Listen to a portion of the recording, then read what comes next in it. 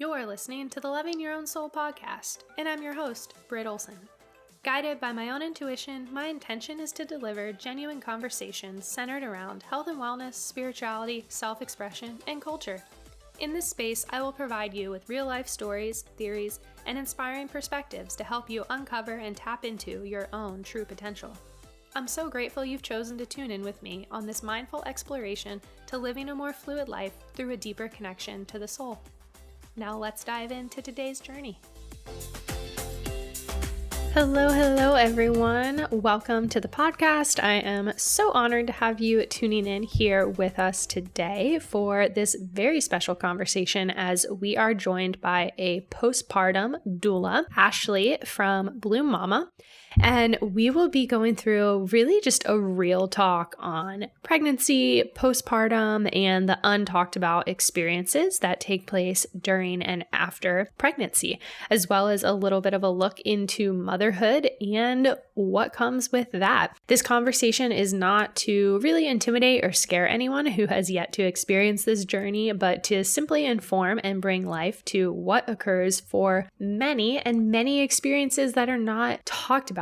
Motherhood and giving birth and starting a family and everything is such a beautiful experience. However, there is a lot that goes on and a lot to unpack within that. And thanks to Ashley, who is such a wonderful soul, her purpose here is really to help heal the world through her work as a postpartum doula. And I just have no doubt that you are going to love this episode. And especially for any expecting or new mothers out there, definitely go check out some of Ashley's incredible programs and offerings, which are all linked in the show notes, and she will get into a little bit of them in this episode as well. And this is also my second to last episode of 2020, as I will only be releasing one more before I take a break to simply reset, recharge, and really work on some fun offerings for all of you in 2021, like bringing back my weekly digest. And it's just crazy. I honestly cannot believe that this year is coming to an end, yet is equally still providing so many profound experiences and connections and moments of growth.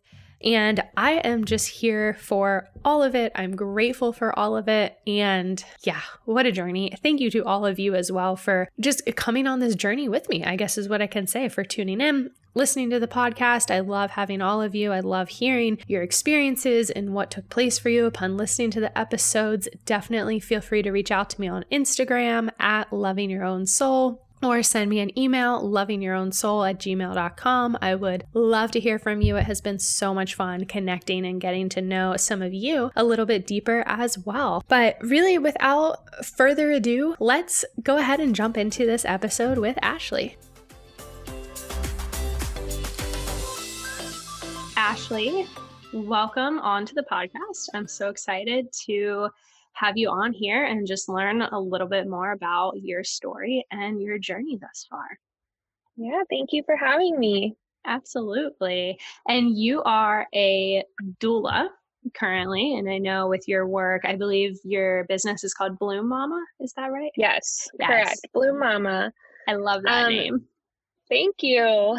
Yeah, I'm a postpartum doula, so a little bit different than what some people might think about when they hear doula. So it's pretty interesting and fun. Yeah, I love that. And for anyone who's not familiar, what is a doula exactly? Yeah, well, there's multiple different doulas. There's a birth doula, there's postpartum doula, and there's even a death doula. So it's really interesting to learn.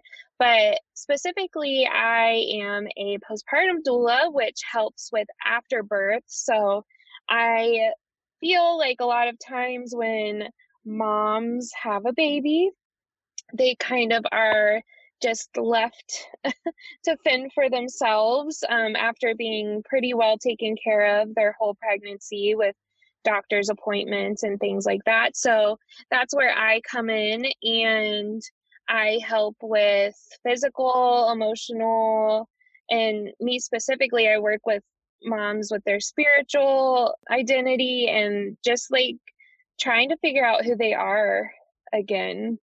So cool. That's amazing. I love that. I'm looking to start a family myself in the near future. So I'm also excited just to chat with you and learn more about this world because aside from a few friends' pregnancies and things like that, I'm really not too familiar myself, aside from the fact that I know there is just so much that goes into it, whether through the pregnancy and then especially after, and just so much that's really not talked about. So I'm excited to chat with you. And I just think your work is so beautiful and so supportive. So this is going to be fun. Thank But you. yeah, what exactly brought you into this line of work, or where did your journey begin? Well, I had an unexpected pregnancy and I kind of had, well, I didn't kind of, I had anxiety and depression for, I mean, 10 plus years. So I kind of was prepping myself to have some anxiety and depression after I had my son. And just, I mean, that's kind of normal, especially when you're not really expecting to have a baby. It's just a very big, for anyone, it's a big life change. But when I did have my son, which was about 3 years ago, it just kind of, I wasn't prepared for how life changing it was going to be. So I knew that, like I was going to have to recover physically, and I knew I probably would have some, statistically would have some postpartum depression and anxiety, but I didn't realize how much it would shake my identity, how much it would like spiritually just kind of throw me back, and even just in my social circle, how much that would change. And I just found myself kind of mourning my old life. So I started talking to more and more moms, and it seemed very similar. Not exactly, of course, but a lot of moms struggle with identity and struggle with making sure they're keeping up not only on their physical body, but their emotional, mental, and spiritual. So I kind of just realized then that this is what I need to do. And through like journaling and meditation, I just kind of stumbled upon postpartum doula, and I just took the leap and trusted that it was a calling of mine. And so now I'm here. Amazing. Isn't it so interesting with life and just awareness in general of how one unexpected situation or event can then just pave the path for so much? And especially just you being able to take your own experiences through it and really turn it around and turn that into your purpose and your work in this lifetime. It's so cool. Yeah, it's so crazy. It's definitely, it's difficult to trust the process, but I still am having trouble doing that. I just quit my, full-time job probably like 5 months ago. So it's still very new of being self-employed and just trusting that, if I'm here to serve people, if I'm here to help really improve people's lives, that, God and the universe or whatever you may say will support me, and just going with the flow right now. Such a big leap. As an entrepreneur myself, I definitely resonate with that so strongly. And just it's scary and it's the unknown and it's so exciting. And it's really just a combination of all the things. But I can only imagine as well what that's like then being a mom on top Mhm. of that. And it's just such an added level. And I feel like a lot of people look to those of us who, I mean, most of us are working from home now in 2020, but the self-employed and entrepreneurs, and it's like, oh, you have such a great life. But like, it is exciting and it's fun, and we didn't do it if we weren't passionate about it. But there's so much that goes into it. So Yeah. Yeah, definitely. It's pretty crazy, but it's fun. yeah. So you said, so is your son, is he 3 years old? Is that right? Yeah, he just turned 3 last month, so Oh, happy he's in birthday. he's crazy. Yeah, know. I can imagine. Well, in the 3 short and long years that you've experienced with him, in what ways has motherhood kind of impacted your life, would you say? Basically every single way. To be honest, well, for one, I wasn't really when I got pregnant, I wasn't in a space where I I don't know, I just wasn't prepared. So it kind of pushed me to work on myself. Like I mentioned a little bit earlier, I did have pretty horrible anxiety and depression after I had Aiden, my son. And it took me about a year and a half or 2 years to realize that I cannot go on living like this. And so that's where my self development journey, I guess you can call it, began. And it's really transformed who I am completely. Yeah. How was that? Just kind of working through that anxiety and depression and the limiting beliefs and just, Hmm. as many of us who struggle with that, whether severely or just minorly, the initial reaction is just to kind of turn the other way and elect different things to avoid feeling that way. But Yeah. actually walking through that, what was that journey like for you? Yeah. Well, I first, like, I remember this exact moment I decided that things have to change. I was like driving in my car to a friend's house, and I'm like, wow, this is really like, I just feel like there's a black cloud, like, just swarming me, and that's not how I want to live.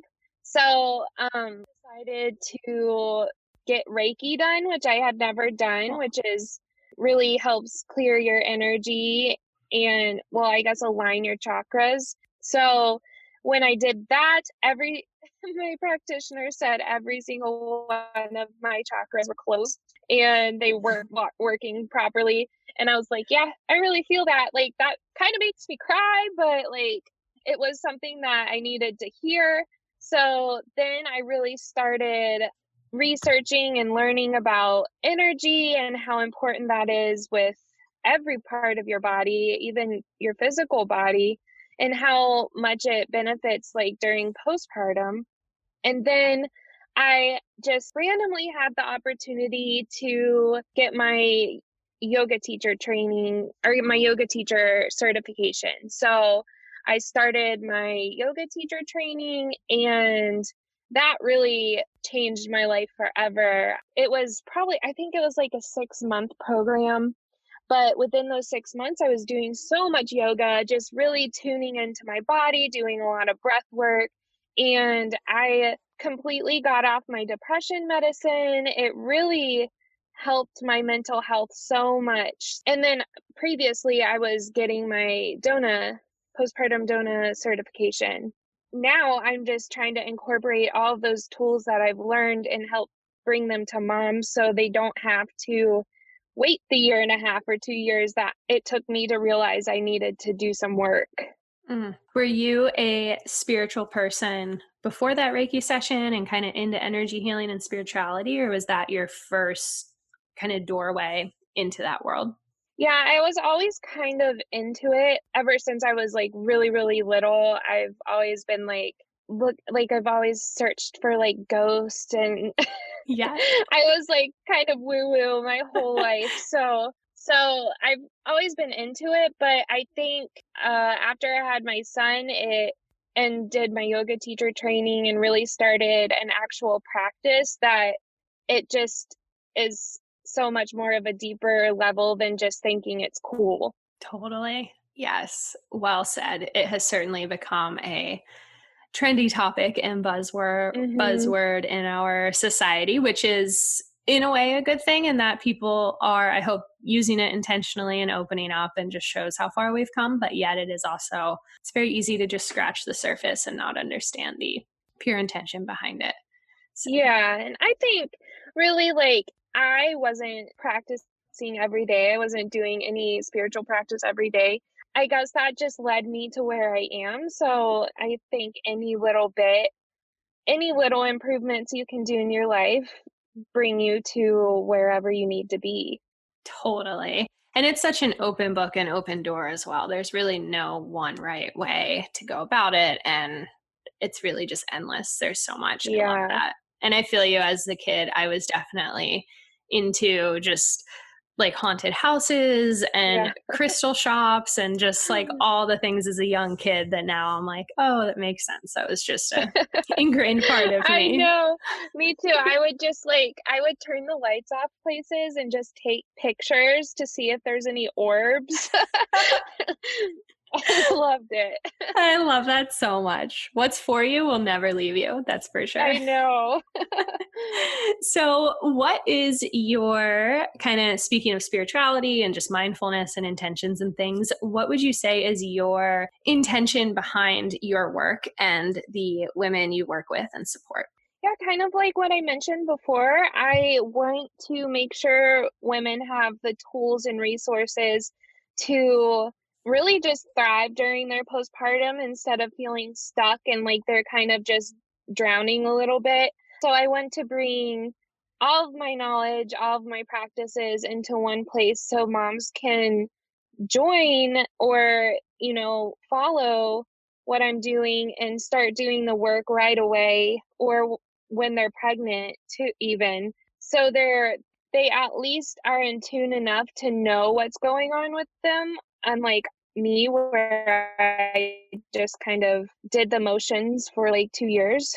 So really just to help them become more aligned and find their purpose during pregnancy and postpartum so they can not feel lost and really know who they are during their postpartum.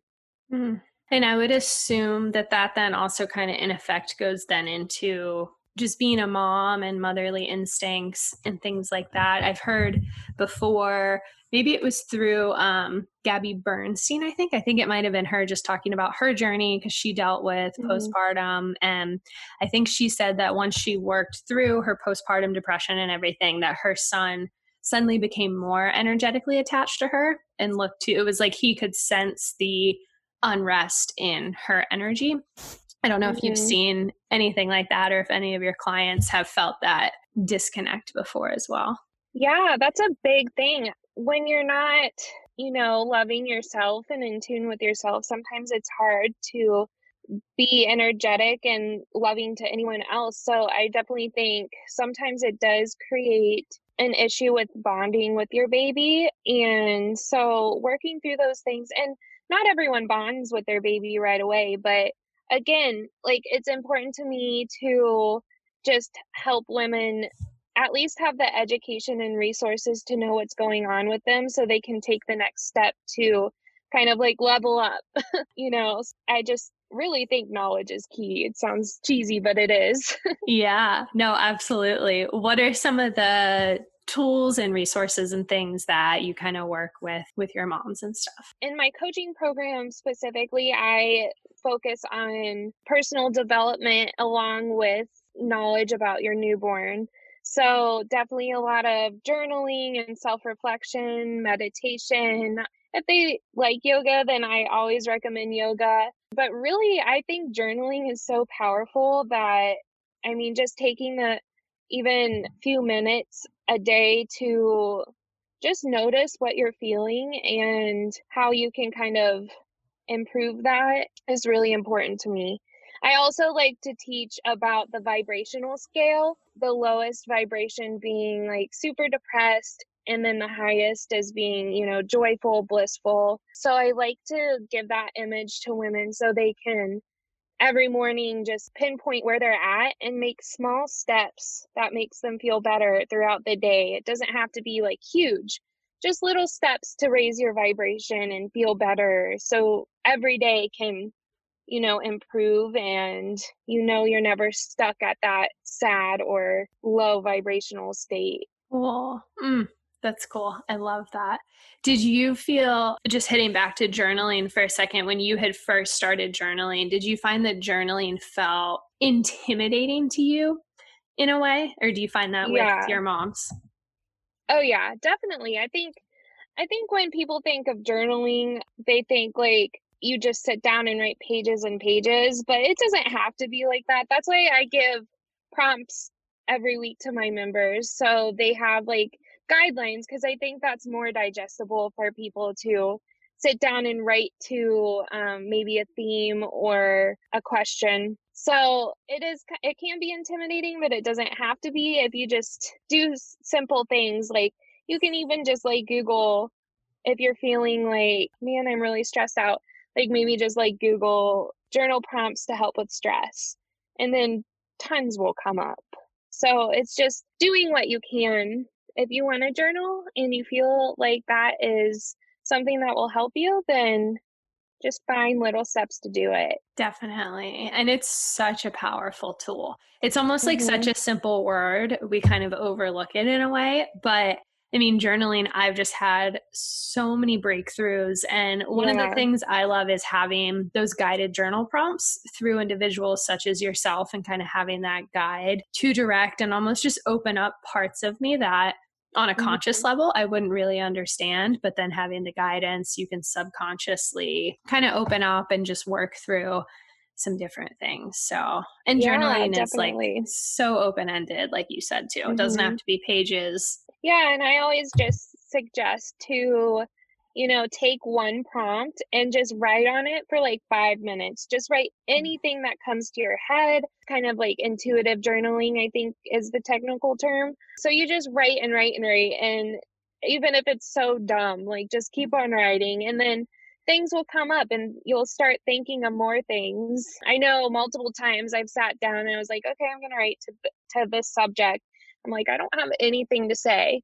But then I just start writing and more stuff keeps on coming. And then at the end, I'm like, holy crap, I didn't even know I felt that way, you know?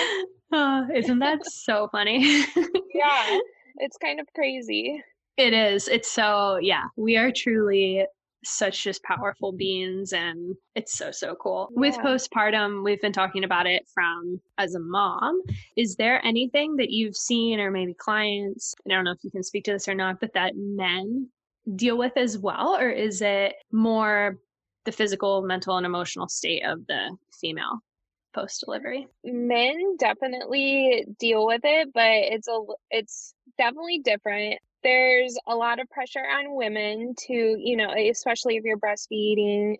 There's just a lot of guilt and stuff for both parents, but I feel like men internalize things a lot more than women. And obviously, I don't work with a lot of men, but I do always, when I am at somebody's house for a doula service, make sure I have a lot of conversations with the men too about how they're feeling, because it can get really bottled up. So, some tips for moms to help out the husband.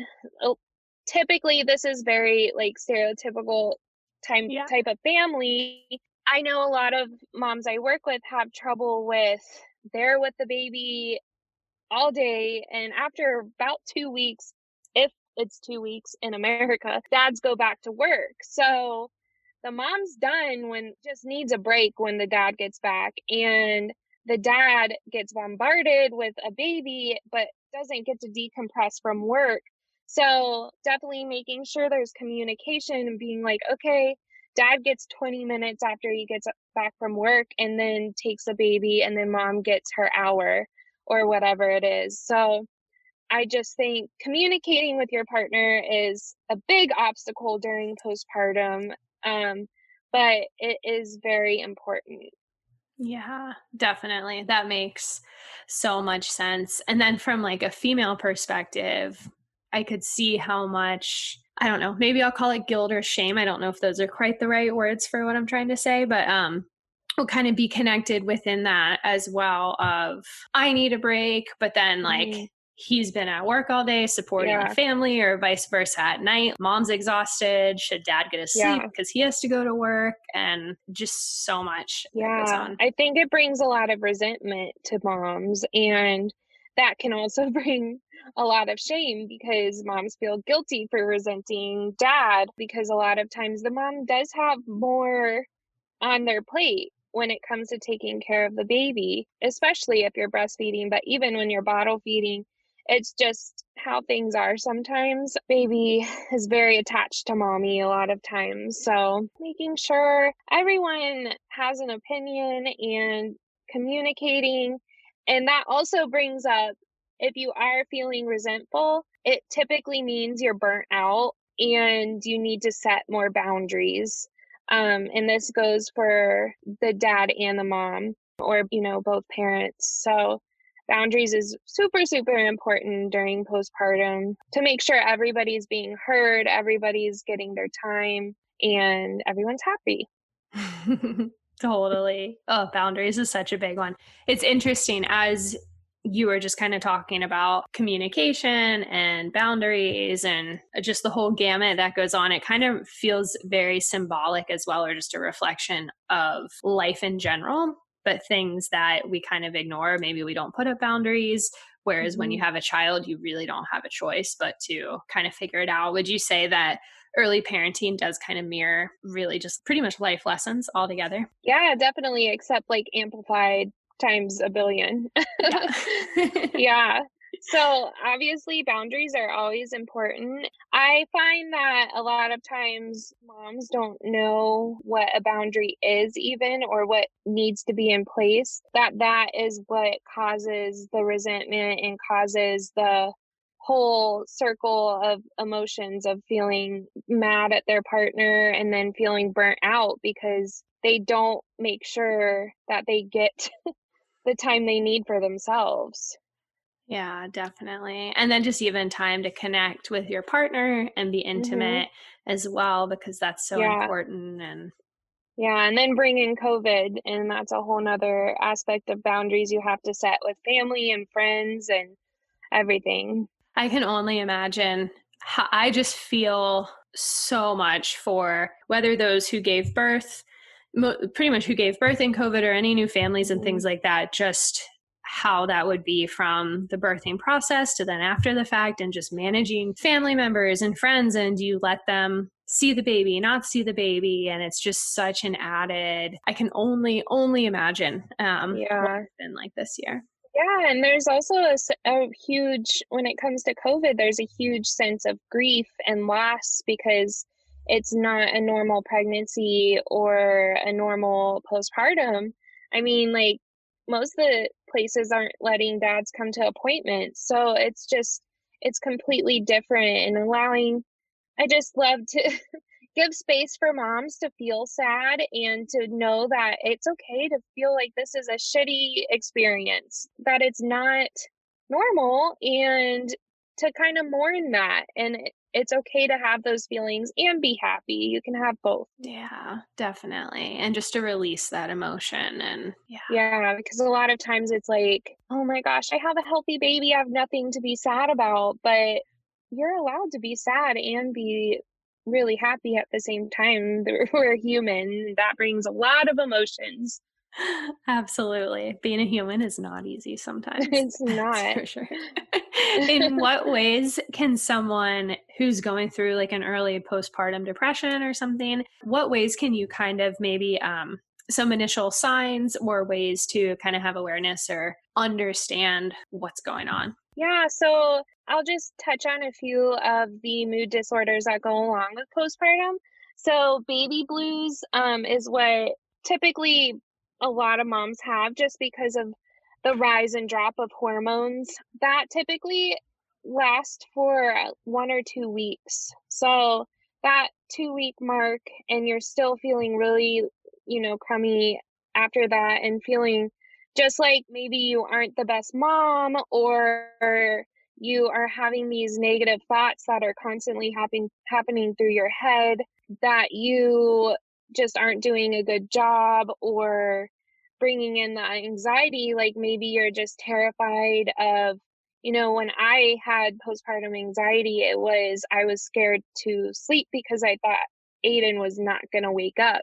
Things like that that just like reoccur in your head. Mhm. That's a big sign of even kind of like verging on OCD. So, and then also there's postpartum rage, which is more common than people think, where you just have all these negative thoughts, think about harming yourself or even your baby. It's very scary, and it's scary to tell your doctor because, there's a lot of shame around it. And if you have a good doctor, they should understand that thoughts are not actions. there's a lot of different things that go in postpartum anxiety, depression, and rage. But just knowing after the 2-week mark, if you're not feeling like there's a light at the end of the tunnel at least, then maybe it's time to even just talk to a friend, talk to your spouse, and come up with a plan and figure out where to go next. Yeah. I so appreciate you also just talking openly about it and shedding the light. And I know that's such a part of your path that you're going down. But just to also, I mean, it helps me as well understand that anything that might come up is not Hmm. abnormal or something to like hide from other people Yeah. or feel shameful of, that it's just a part, and not to scare anyone either who's listening, but that it is just information to have and to be aware of. And that so many, do you know, is there like a percentage of how many women deal with postpartum? Around 600,000 people get diagnosed every year, but that is just diagnosed. And Yeah. I always like to say that I think it's way, way more than that. So it is pretty common. I think a lot of women don't get diagnosed, and that's where they just are kind of feeling like they're underwater and can't thrive. They're just surviving.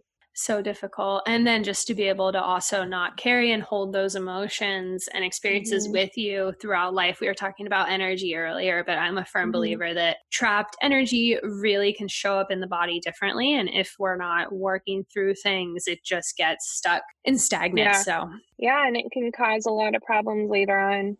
yeah, so fascinating. Well, you mentioned a little bit about just kind of the work you do with your moms and things like that, from like meditation to journaling. What are some other self care areas or just some things that those in postpartum can kind of start even just incorporate it into a daily routine or taking a minute to do each day? Yeah, so definitely meditation. So I like to point out a few things when it comes to self-care while you're postpartum. It's not going to typically look like it did when before. There is a lot of changes and a lot of you're in need a lot almost 24/7. So switching that mindset of, oh my gosh, I never get a second to myself, which you deserve a second to yourself, but maybe incorporating some of these self-care tools into your everyday activities, such as when you're feeding the baby or breastfeeding, putting on your headphones and doing a meditation. And that gives you time to, it helps your baby also because your stress level is going down. You're being able to be super content and happy with your baby, and they can feel and they feed off of that. Mhm. So things like that, incorporating into your daily schedules is really important. And that is similar to if you do a journaling practice or, getting your podcast in, that really makes you feel happy. Just doing that when you can, like when you're doing other things too. So multitasking is your friend when you're postpartum and doing self care. Oh, I love that. That was so beautiful. I just got such a vision of breastfeeding and being able to meditate at the same time and just Hmm. completely slowing down. And Yeah, and feeling more connected too. that sounds so wonderful. Mhm. I had heard previously, I'd be curious to know if you've heard this before, just kind of what it's like. I know breastfeeding is a topic with new moms that it's really not as easy, I'll call it, as they kind of make it to be, of just have the baby latch onto the nipple and it's kind of a Mhm. quick process. And I know back in the day, it was more of a community gathering and circle, and we had women's circles who were always kind of there helping the mom. And now it's just kind of really the nurse or doctor, and then you're kind of given this free for all of something you're supposed to do. And Mhm. then it doesn't completely latch or work out well for moms. What is your experience with breastfeeding, or what's kind of like the reality of breastfeeding, I guess I should say? Yeah, well, it's definitely different for everyone. So sometimes it does come naturally, but I think it is more of a learning curve for moms than is put out into, social media and Pinterest and everything. I don't think there's a lot of people who are starting to speak up about it, but it's hard. It's really, really hard. And I mean, for me at least, it's not for everyone, but prepared to before you have a baby, which means like researching lactation consultants. I would recommend taking a breastfeeding class, and which a lot of hospitals typically do, but just knowing that you do have support around you and you don't have to suffer. But a few points, it should never hurt for at least more than like 10 or 15 seconds. My experience was I wasn't producing enough. So let's start this over. I had a C-section. I wasn't aware, but typically if you have a C-section because of the medication, it takes a little bit longer for your milk to arrive, which nobody told me. So my first week appointment with Aiden's appointment, he had lost 10% of his body weight because my milk hadn't come in all the way. And 1 week into me being a mother, I already felt like a failure. So set off my anxiety around breastfeeding. And then I had to figure out I had to breastfeed, I had to pump, and I had a bottle feed all in one session. So it was taking me like an hour to feed Aiden, and then an hour off, and then I would have to do it all over again. So I didn't reach out I went to a lactation consultant, but I didn't find that it was very helpful. So if I were to do it again, I have multiple lactation consultants that I would actually go to or that come to your house, which I think is even more relaxing and helps you understand what you can do in your own environment. But yeah, it doesn't always come naturally, and sometimes it takes a little bit of effort, and it really affected my mental health. I think the guilt I felt for not being able to do something that was so natural, and just feeling kind of negative about the whole situation. So I did it for about 3 or 4 months, and then I was just mentally drained from just all those feelings of not good enough for 3 or 4 months. And also like I felt really guilty about formula feeding. So because I felt like my body should be able to produce this and it just wasn't. So I love to talk about how it's not all or nothing when it comes to breastfeeding. It's okay to formula feed and breastfeed. It's okay to pump and formula feed. It's okay to pump and breastfeed. It doesn't have to be all or nothing. And if your body is taking some time to catch up to your baby's needs, then it's okay to supplement. And it doesn't mean you failed at breastfeeding, which I didn't understand at that time. Yeah, makes so much sense. I can only imagine. What is the relationship with your body like as a new mom, and how is it maybe adjusted from being pregnant for 9 months and just kind of that intuitive just body connection? Well, I think I definitely do through my yoga practice more. Yeah. I think my second pregnancy, whenever that happens, I will for sure. And I think I am aligned enough with myself to really enjoy it and be more calm about things. It was just very anxiety driven my first time. So I think a lot of women do have that experience. I just haven't had it yet. Makes so much sense.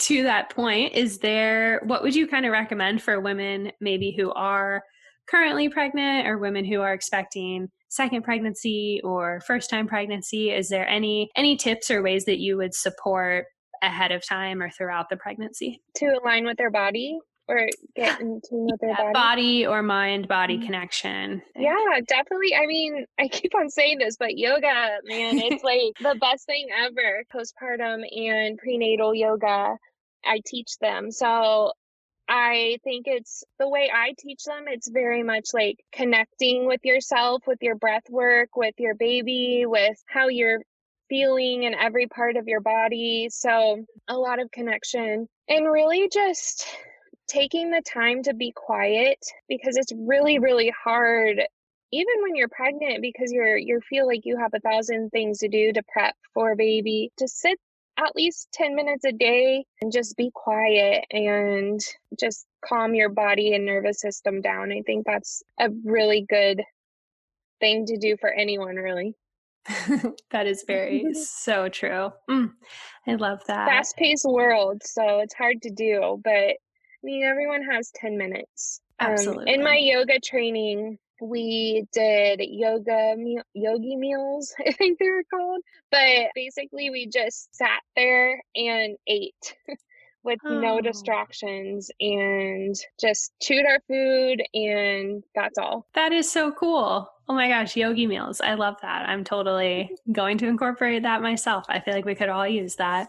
Well, you mentioned that you had, kind of fully dove into Bloom Mama and everything recently. Is there anything new you're working on or kind of hope to see in the future?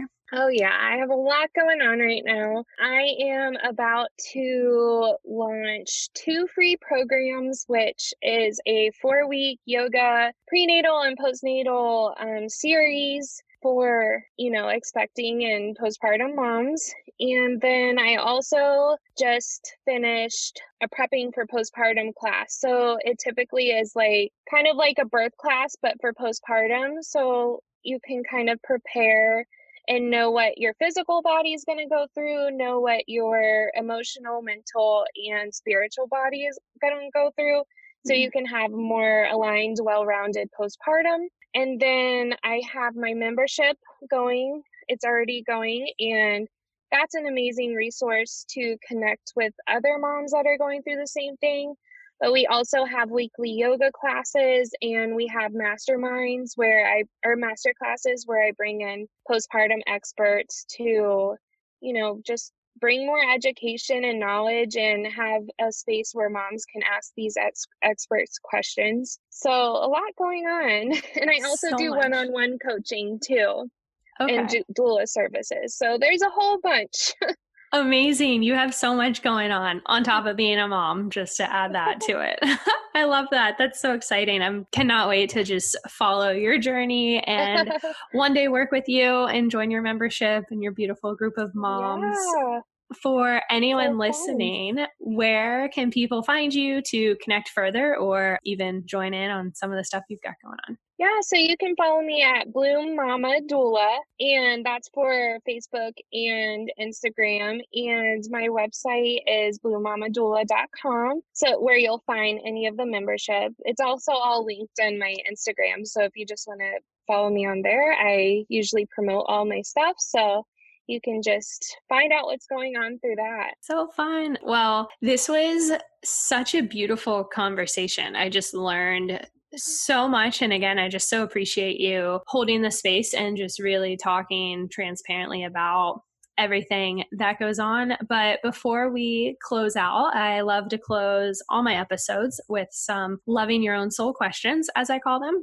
which Okay, are just some kind of different on the spot questions, just so everyone can get to know you a little bit deeper or maybe on a different level.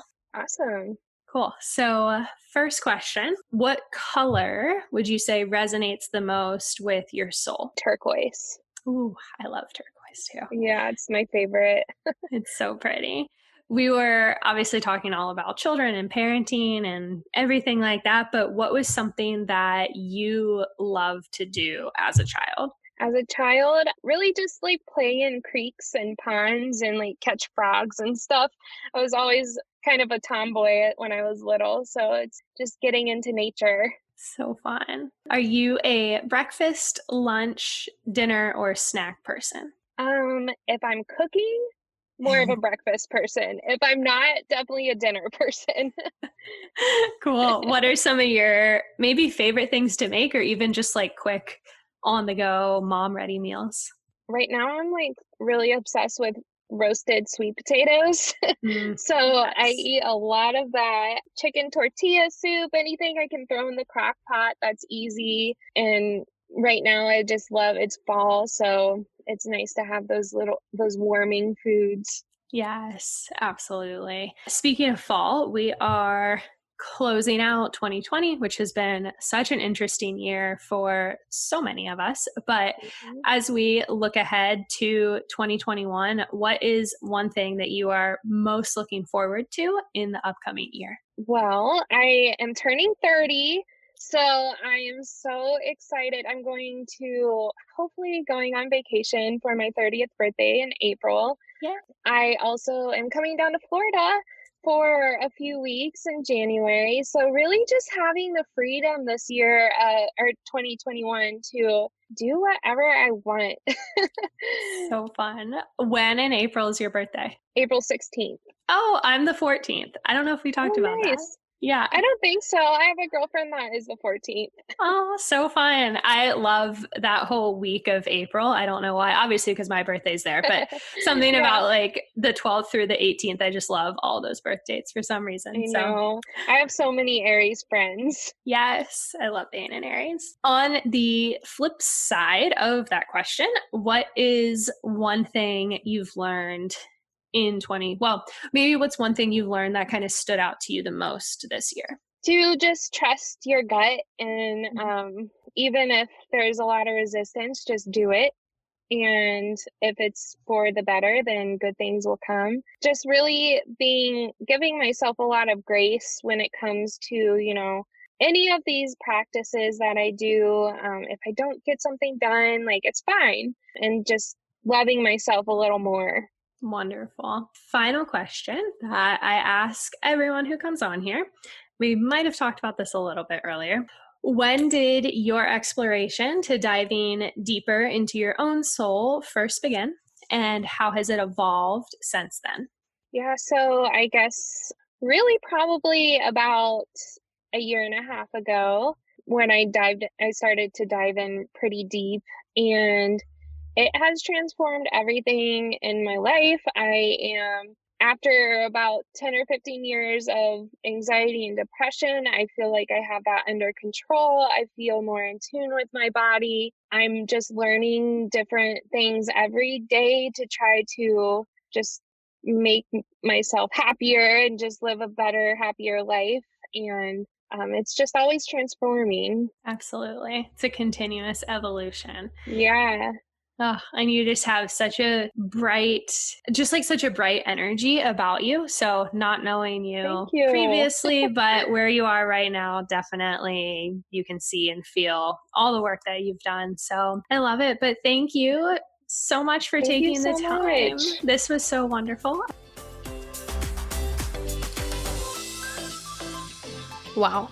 What an incredible episode. Again, this information was really not to intimidate or scare anyone from motherhood or pregnancy or giving birth to child. It is simply just to inform you and really just get a look at what goes on, and then equally a look into the work and those like Ashley who are out there to help and support and really create that community of wonderful souls looking to inspire and be there. I mean, I love the community aspect that our collective is really shifting into through the world of whether it's doulas or coaches and healers. And there's just such an aspect of really looking to help others, heal others, take your experience and turn that into your purpose and really shine light on what goes on in this lifetime so that we can continue up-leveling and healing each other and ascending and just doing all of the wonderful things and journeys. And yeah, I don't even honestly really know what I'm saying right now, but great episode. I loved it. I hope you all enjoyed it as well. Definitely go check out Ashley on Instagram and her website and follow her along. She is such a wonderful soul. So grateful to have shared space with her. And I am equally as grateful